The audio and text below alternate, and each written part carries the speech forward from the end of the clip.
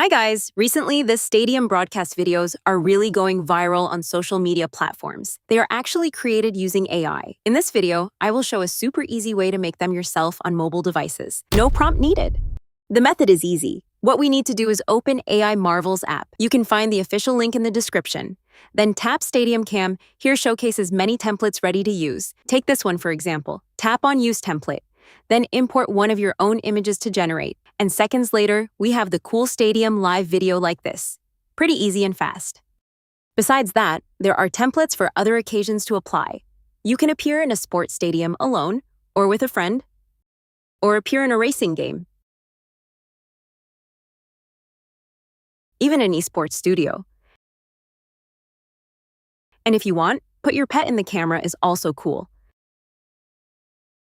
What's more, you can find more latest and trending AI video templates inside the app. Feel free to have fun with it. Alright, that's the tutorial for this video. Hope it helps, and please don't forget to like and subscribe to my channel for more AI trends and contents. Thanks for watching. See you next time.